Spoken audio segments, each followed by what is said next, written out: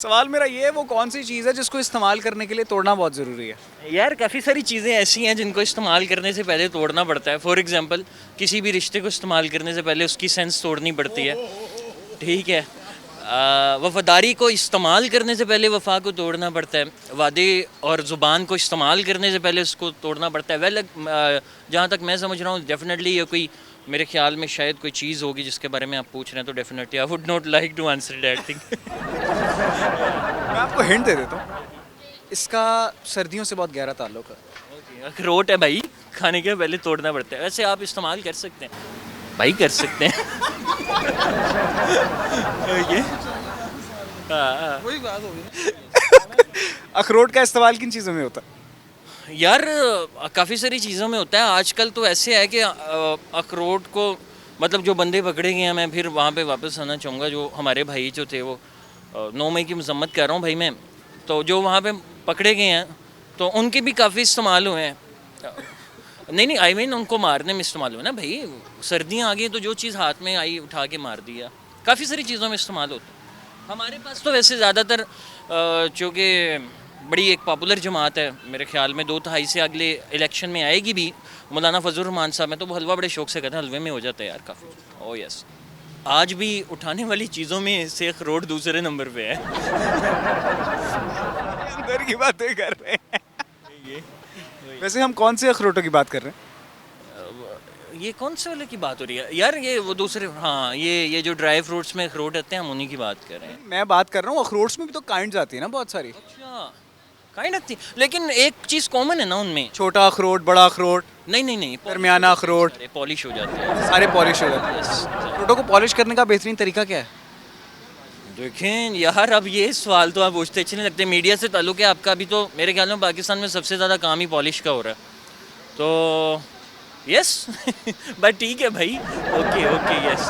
Okay, टाटा bye bye. नाज़रीन करामी, मजाक से हटके भाई अखरोट लाजमी खाया करें, सर्दियों के मौसम है और मर्द हजरात लाजमी खाया करें भाई। आज कोई जान शान बनाओ, कोई जिम शिम जाओ। क्या कर रहे हो तुम निब्बा निब्बी के चक्करों के अंदर पड़े हुए हो? रात को लेट नाइट तक ये तो रात को लेट नाइट तक टेक्सटिंग करते हैं, बातें करते हैं लड़के। इनको कोई एडवाइस दें, ये कमीने बाज ही नहीं आते।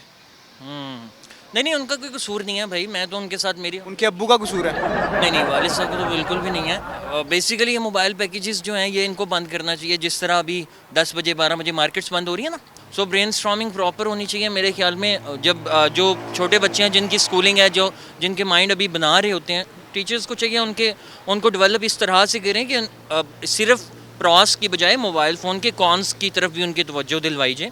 उनका जो प्रोडक्टिव टाइम है वो इन कामों में, पैकेजेस में। हर बंदे को, जिसको ये भी नहीं पता होता कि मेहरान का 5वां गेयर नहीं होता, उसको भी पता होता कि घंटा फ्री जोंग में किस तरह लगता है ना, है ना। ओ यस। तो मेरे ख्याल में नहीं होने चाहिए ये। इस चीज़ को इतना ज़्यादा कॉस्टली कर देना चाहिए। सेम मॉडल यूएई में है और केएसए में है कि उन्होंने सिगरेट्स और बाकी सारी मंशियात जो हैं उनके ऊपर टैक्स इतना ज़्यादा लगा दिया कि वो आम छोटे जो मेहनत करने वाले लोग हैं उनकी पहुँच से बाहर हो गया। खत लिखा करें बैठ के, खत में बड़ी मोहब्बत है। भाई किसको लिखा करूं? एक बंदे ने थोड़े टाइम पहले ख़त लिखा था, मेरे ख्याल में उस पर अभी एक मुकदमा चल रहा है एक अदालत में। तो ख़त लिखें, किसको लिखें भाई? हमारी फैमिली कंप्लीट होगी, किसको ख़त लिखें हम? नहीं, वैसे भी बंदा किसी पुराने दोस्त को, अहबाब को, किसी फीमेल फ्रेंड को। हाँ नहीं, फीमेल फ्रेंड तो ख़त वाली है नहीं है अब तो, उनके पास पैकेज हैं तो। तो मतलब आपको भी कॉल्स आती हैं? नहीं, फीमेल फ्रेंड्स की नहीं आती हैं कॉल्स मुझे। आप करते हैं? मेरे तो फिर देखे ना, मजबूरी है, करना पड़ती है कॉल्स। आप भी ये सुनिएगा। हाँ एग्जैक्टली। आप बिल्कुल नाम नहीं लूँगा मैं, सुन सकते हैं तो आपको तो बोलेंगे मेरे। अच्छा, ख़त वाला ज़माना भाई चला गया है। वो तब था जब लोगों के एहसासात जो थे और उनके जज्बात सच्चे हुआ करते थे। अब तो जब लिखते हैं उस वक्त आपके जो एहसास होते हैं वही ख़त्म हो गए हैं। आपने ए फॉर एप्पल लिखना है और ए फॉर वो भी लिखना है, तो मतलब या अब के हम बिछड़े तो शायद कभी ख्वाबों में मिलें, जिस तरह सूखे हुए फूल किताबों में मिलें। ढूंढ उजड़े हुए लोगों में वफा के मोती, ये ख़जाने तुझे मुमकिन है कि ख़राबों में मिलें। तू खुदा है ना मेरा इश्क फरिश्तों जैसा, तू खुदा है ना मेरा इश्क फरिश्तों जैसा, दोनों इंसान हैं तो फिर क्यों इतने हिजाबों में मिलें। मेरा ख्याल है अगर वाकई कोई सच्ची मोहब्बत करता है तो उसको उसका इजहार करना चाहिए ख़तों के ज़रिए। हाँ करना चाहिए। खत में बड़ी अपनाइयत है, मैंने पर्सनली ट्राई किया, वो अलग बात है, मैंने खत लिखा है खातून को इजहार मोहब्बत करते हुए, तो मुझे जवाब उसका व्हाट्सएप पे मिला, हाँ बड़ी मोटी सी गाली। असल में कबाते हैं ना खत लिखने की भाई, कबाते ये हैं मैसेज डिलीट फॉर एवरीवन हो जाते हैं, खत जलाना पड़ता है ना।